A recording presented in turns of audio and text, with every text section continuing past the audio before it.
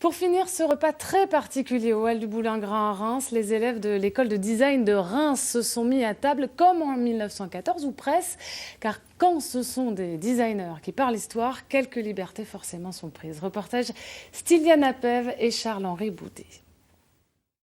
L'accueil est sélectif, le barrage rappelle les routes occupées, les tables dessinent les tranchées et le vin est servi dans des poches de sang.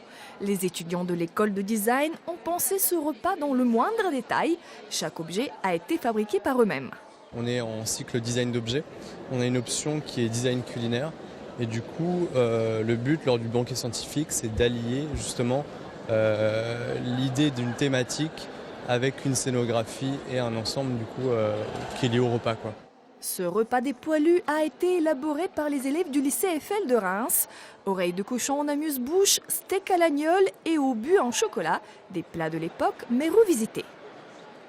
Le challenge pour nous au niveau du lycée Gustave Eiffel, c'était d'arriver à concocter des plats qui puissent être comestibles et bons, tout en partant de recettes non élaborées en fait, de choses qu'on pouvait manger comme ça dans les tranchées.